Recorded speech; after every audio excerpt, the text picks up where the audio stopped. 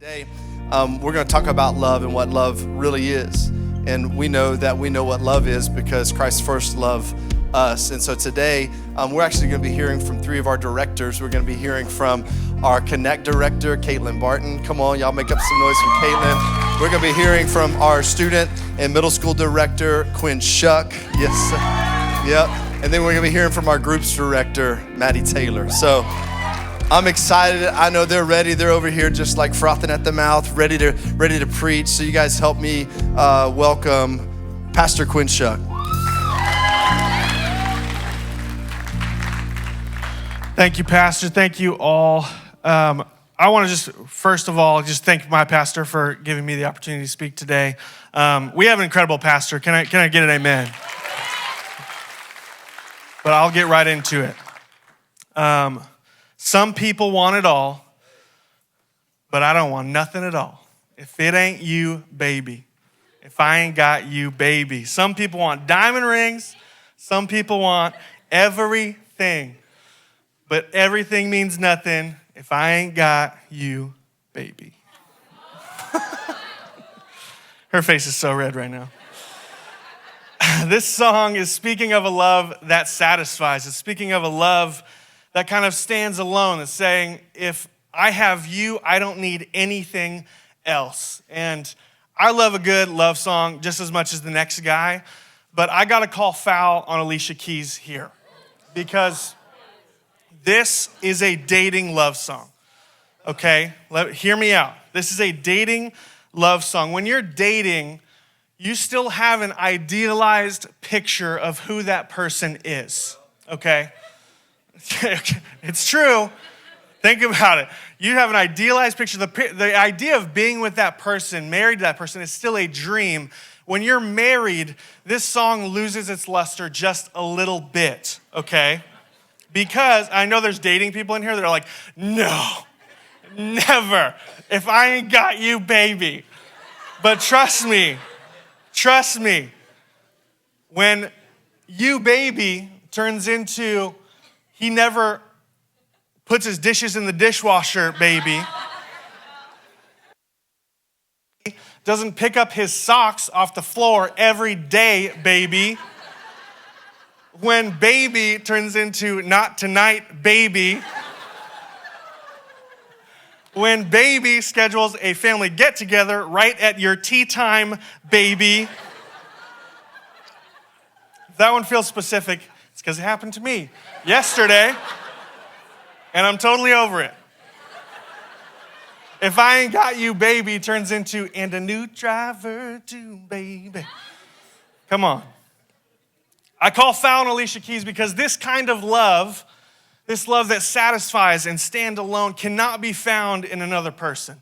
It cannot be found here on this world. And so I'm going to challenge your vision of love, and specifically the love of God today. I want to show you one aspect of God's love using a verse that we're all very familiar with. It'll be on the screen, but it probably doesn't need to be. It's the most famous verse in the world right now. It's John 3:16. You probably know it. For God so loved the world that he gave his only son, that whoever believes in him should not perish, but have eternal life. This verse is all over the place. It's on the bottom of In-N-Out cups, right? It's famously on Tim Tebow's eye black back in the day. This is probably some of your passwords to get into your computer. It's not secure, guys. And while this verse is amazing, and it does encapsulate the evangelist life model, I think a lot of us can recite this verse without recognizing the power that's in it. And if we're honest with ourselves, we like this verse, but oftentimes we stop after the first 6 words. For God so loved the world. That's nice. That's like, feel warm and fuzzy, right? Like, God so loves me. It's nice to think about God pursuing us. It's nice to think about God writing this song to you. God saying, I don't want nothing at all if I ain't got you. And I want to pause for a moment and assure you that God does love you, okay? Immeasurably, completely, fully loves you. He loves you unconditionally. There is no prerequisite to his love. There's no song you need to sing, no verse you need to memorize, no prayer you need to pray to get the love of God. It never started and it will never end. It will always be. His love for you is constant, unconditional. His love, but his love isn't cheap. His love weighs more than any of us can really comprehend. And I think sometimes we wrongly interpret God's love in this verse and maybe in this song as God's like some weird, like friend-zoned, desperate boyfriend, just trying to please love me back. Please accept me into your heart. We see God as this striving after us in this desperation, but that's not what God's love is. God's love is perfect. It is complete. It is unconditional. It weighs more than you or I can comprehend, and it was proven with pain. I think the closest thing that we have to this sort of love in our life is the love of a parent. I have 3 kids, and their birth was really not painful for me at all. It hurt my ears a little bit, but a parent's love, a mother's love is proven with pain. Before that kid has ever done anything for that mom, rather than give her sleepless nights and nausea, she loves that kid so much, unconditionally. There's nothing that my kids could do to earn their way out of my love. I love them no matter what they do. But sometimes unconditional love can take many forms. Sometimes unconditional love looks like meeting needs. I give my kids a roof over their head and water to drink and food to eat. Sometimes unconditional love looks like meeting their wants, like giving them treats, taking them on trips and doing things for them just because I love them and I want to give them their desires. Sometimes unconditional love looks like a test, letting my kid get into a difficult situation so that they can problem solve their way out of it. Sometimes unconditional love looks like discipline, because I want them to learn and grow and develop and mature, because I don't want my 5-year-old to just stay 5 years old. I want him to learn. I want him to move forward in life, not because I hate him, but because I love him unconditionally. Jesus wants to meet your needs. Jesus wants to meet your wants. He wants to bless you. He wants to put you into tests. He'll put you into tests to see, to help you grow and mature. He wants to love you unconditionally. Jesus calling to a higher standard is not because he wants to see us fail. It's because he wants to see us succeed. It's because he wants to promote you to the next level. Not because he hates you, but because he loves you unconditionally. There's a verse, I'll end in Song of Solomon 2:4. The entire book is incredible. It speaks of God's intimacy with his church, intimacy with us. It says, he brought me into the banqueting house, and his banner over me was love. God loves you unconditionally.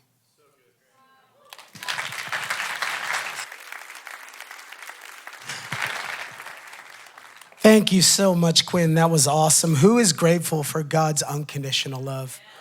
I know I am. I'm going to be speaking today about God's pursuing love, and I have 7 minutes to do that. So can we buckle our seatbelts this morning? So everybody in here has pursued something in life, right? If you've pursued something in life, whether it's school, whether it's title, whether it's in a romantic relationship, raise your hands. I've been a pursuer as well.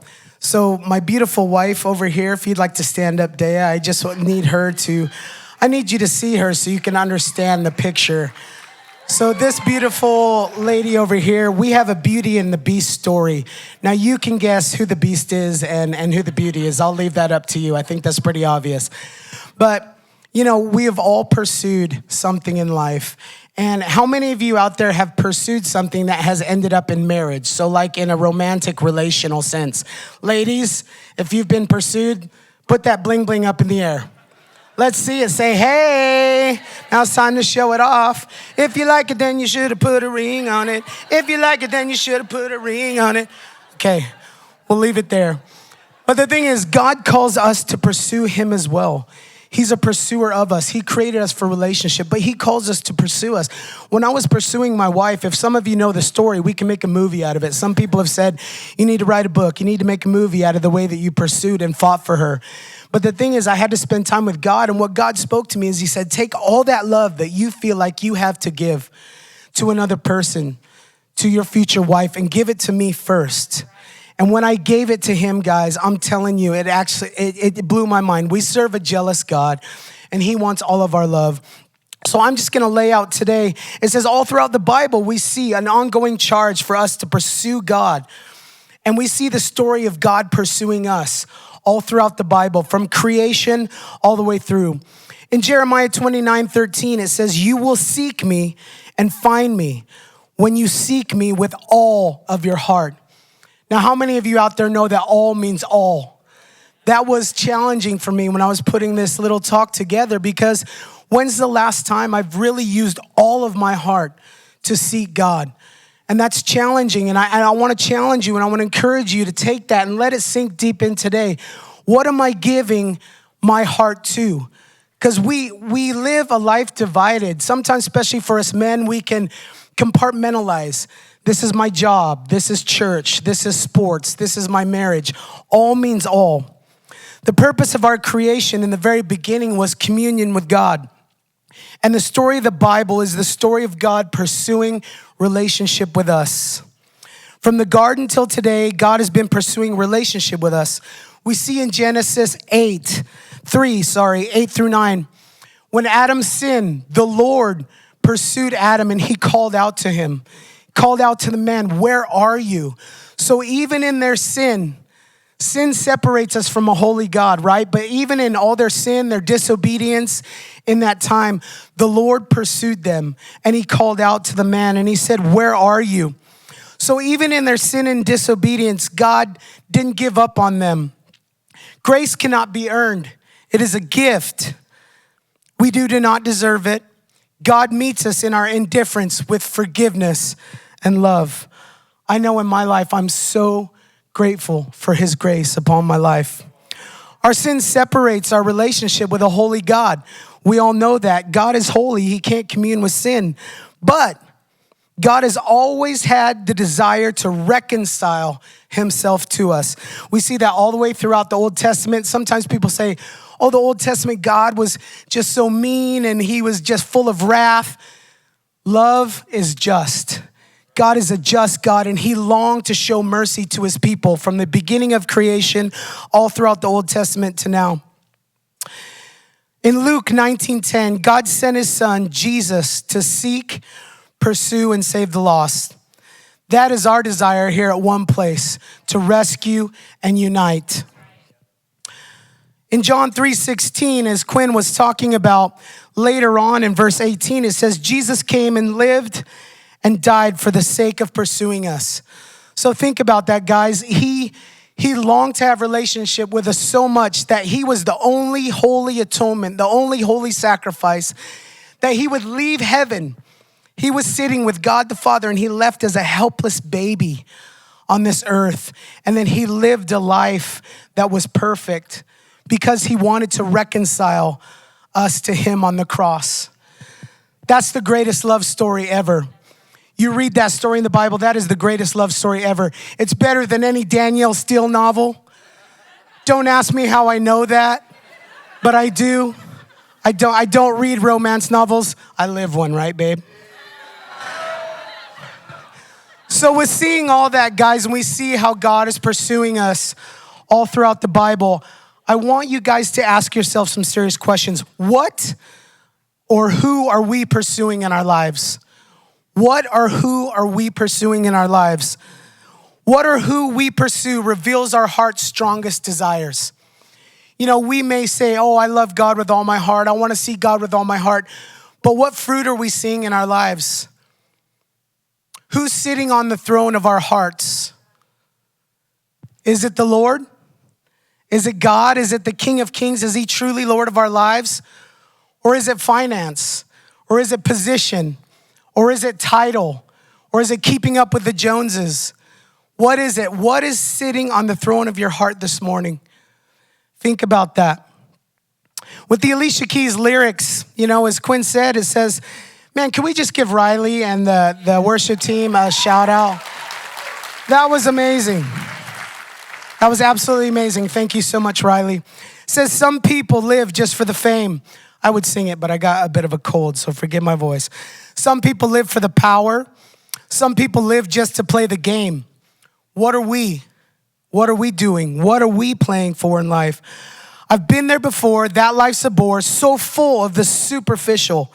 We live in a society today, guys, where life is so superficial. With Instagram, with social media, with all that. What are we living for? Some people want it all. What does that mean? Do we want all the things the world can offer? Do we want all the things God can offer? Some people want it all, but I don't want nothing at all if I ain't got you. Some people want diamond rings. Thank God my wife is not a big diamond person because, we'll just leave that there. But some just want everything, but everything means nothing if I ain't got you, right? All right. We serve a God who pursues us and loves us more than we could ever understand. What an amazing God. What an amazing gift. And as I was preparing this, the Lord just brought back a hymn to my life when I was a young child. And it says, turn your eyes upon Jesus. It says, turn your eyes upon Jesus. Look full in his wonderful face. And the things of earth will grow strangely dim in the light of his glory and grace. Closing, I just want to leave you with a scripture from Ephesians 3:14-19. My response, this is Paul speaking in response, and this should be our response to God's pursuing love.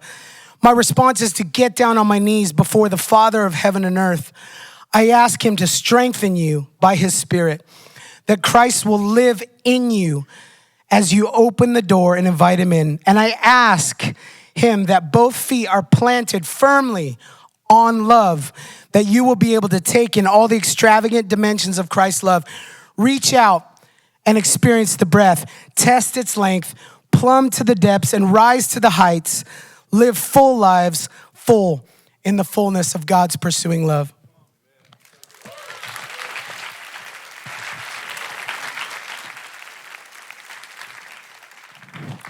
The boys are always so nice. The reason everyone loves this song so much is because we really want to believe that our life plays out the lyrics. We want to believe that what we value the most is what matters the most and not what matters the loudest. And we want to think there's ease in this, but there's a tension here, and there's a tension in our relationship with Jesus. Jesus wants us to experience his love, but does not want his love to be limited to an experience. He wants us to abide in his love. And he wants to take his love from something that you see or you hear or you feel and bring it into someone that you're inseparable of. John 15:4 says, abide in me and I in you. As the branch cannot bear fruit by itself unless it abides in the vine, neither can you unless you abide in me and I in you. Abide here, it means to live and to dwell, and to abide is to elevate home from a location to a state of being.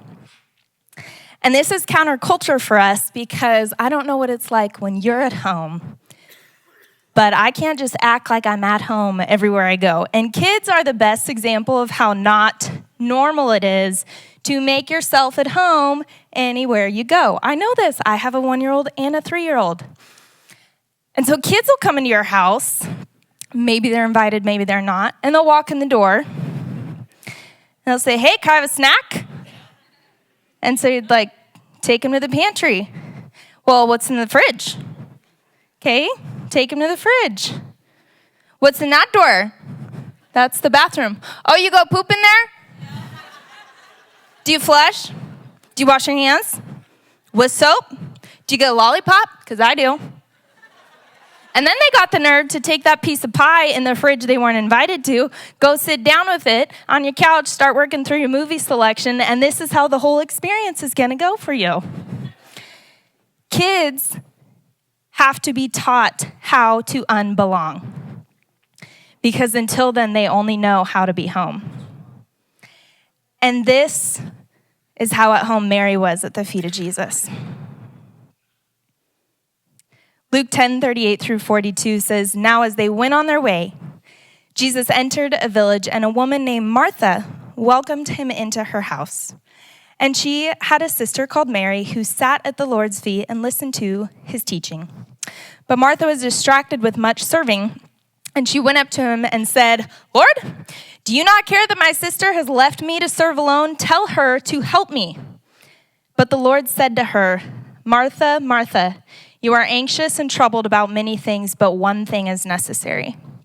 Mary has chosen the good portion, which will not be taken away from her.'"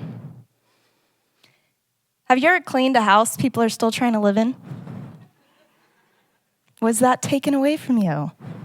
Did it ever even happen? I don't know. I've cleaned my house for the last 3 years, and it has yet to be clean.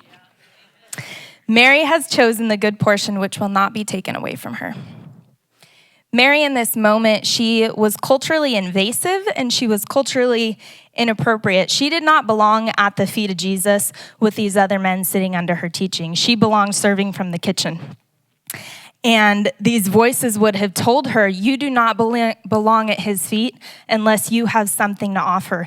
And these voices, they were not new to this room, and they did not stop in this room, because these are the voices that we hear all the time. Since sin has entered the world, we have feared that we are worthless when we are empty-handed, because we know that we fall short of the glory of God. And the glorified temptation is to spend all of our time and to busy ourselves to work for sacrifices that Jesus never asked for. It's a lie to think that if we can control how much we hold in our hands, we can control how much we are worth at his feet. Mary did not know how to unbelong at the feet of Jesus. She was home at the feet of Jesus. And so we find her there again. And this time she's accused of giving too much by the same people who would have said that she didn't give enough. So John 12, 1 through 3 says, "So they gave a dinner for him there," him being Jesus. "Martha served, and Lazarus was one of those reclining with him at the table. Mary therefore took a pound of expensive ointment made from pure nard and anointed the feet of Jesus and wiped his feet with her hair. The house was filled with the fragrance of the perfume." And so the disciples here, they're watching this happen. Again, invasive. Again, inappropriate. Again, still Mary at home, not going to unbelong. And I like how Mark retells this story. In Mark 14, 6 through 7, "But Jesus said, 'Leave her alone. Why do you trouble her? She has done a beautiful thing to me, for you always have the poor with you, and whenever you want, you can do good for them. But you will not always have me. Your worship will always be too expensive for the people who do not know the cost of your rescue. There will always be people telling you that you have no business trying to be who you were created to be. And if it's not people telling you with their voice, it's going to be the enemy telling you in their mind. And they will scold you when you give everything, and they will scold you when you have nothing to give. Whether it's out loud voices, whether it's just in your head all the time telling you you're too much or you're not enough, the voices are going to stay there, but you've got to push them aside, because they were not there when Jesus showed you how much he was worth, and they were not there when you found out how much Jesus was worth to you. Because they were not there when you were in the darkest places of your life. They were not there when you were in the darkest places in your mind. They were not there when you were hopeless, when you were dead to everyone else, and he was the only one that could bring you back to life. They weren't there. They don't get to say what your worship is worth. They don't get to say what you're worth, because they weren't there when only he was. And they could not be who only he can be. So no one gets to define your worth. And no one gets to limit your worship, because only he was there. He is worth your worship because you are worth his rescue. Abide in me and I in you. My husband has been with me through anything I can think of, and anything he wasn't there for, he knows all about. And I confide in him, but I cannot abide in him, People can be around you, but only one can abide in you. Abide in me and I in you. No one gets to make you unbelong where you are called to be at home.